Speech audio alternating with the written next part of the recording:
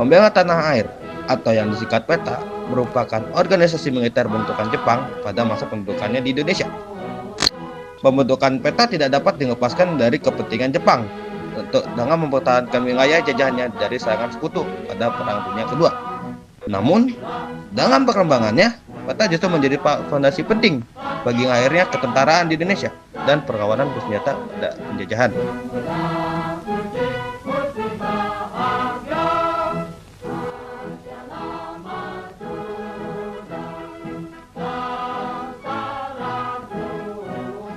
Pasukan PETA dibentuk secara resmi pada 3 Oktober 1943 melalui Osamu Seirei nomor 44. Jepang menghadapi tekanan militer yang semakin kuat dari sekutu sehingga membutuhkan dukungan tenaga lokal untuk mempertahankan wilayah Hindia Belanda. Oleh karena itu, Jepang merekrut pemuda-pemuda Indonesia dan melatih mereka dalam organisasi militer PETA. Secara struktur, PETA bersifat teritorial. Setiap daerahnya memiliki satuan militer sendiri yang dipimpin oleh perwira Indonesia. Tingkatannya dari Dedancho, Chudancho, dan Sodancho. Meskipun tetap di bawah pengawasan militer Jepang, sistem ini secara tidak langsung memberikan ruang bagi tumbuhnya kesadaran nasional dan kepemimpinan militer yang langsung kepada orang-orang pribumi dan bumi putra.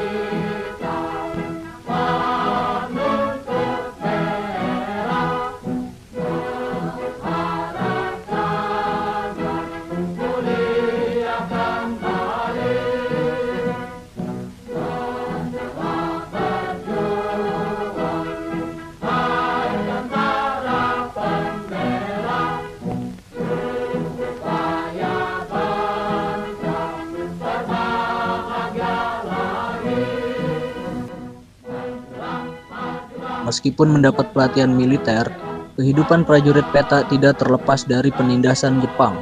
Mereka sering menyaksikan penderitaan rakyat akibat kerja paksa yang dilakukan oleh Jepang, yaitu yang biasa disebut dengan Romusa, serta kekerasan aparat militer Jepang. Kondisi ini menimbulkan kekecewaan dan kemarahan di kalangan anggota PETA. Indoktrinasi Jepang yang menekankan loyalitas kepada Kaisar Jepang sering bertentangan dengan realitas di lapangan. Banyak anggota PETA justru mengembangkan solidaritas dengan rakyat yang memandang Jepang sebagai penjajah yang baru.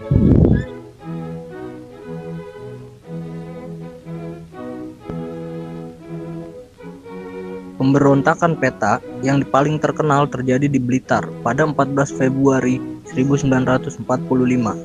Pemberontakan ini dipimpin oleh Sodancho Supriyadi bersama sejumlah perwira dan prajurit PETA lainnya. Faktor utama pemberontakan adalah kemarahan terhadap kekejaman Jepang, terutama perlakuan tidak manusiawi terhadap Romusa.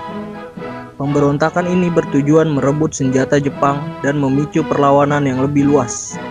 Namun, karena koordinasi yang terbatas dan kekuatan militer Jepang yang masih dominan, pemberontakan tersebut berhasil dipadamkan. Banyak tokoh PETA yang ditangkap dan dihukum mati, sementara Supriyadi sendiri menghilang dan tidak pernah ditemukan secara pasti hingga sampai saat ini.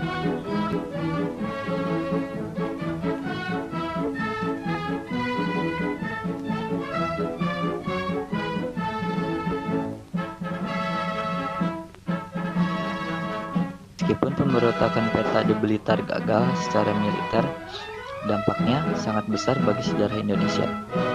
PETA menjadi wadah pembentukan kader-kader militer yang kelak memimpin perjuangan bersenjata setelah proklamasi 1945, seperti Sudirman, Gatot Subroto, dan Ahmad Yani.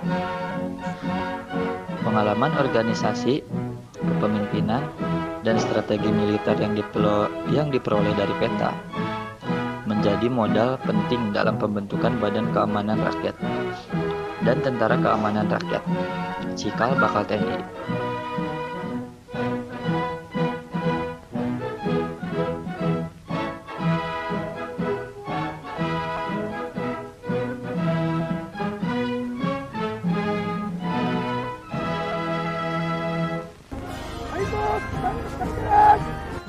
Pasukan peta merupakan fenomena penting dalam sejarah Indonesia modern.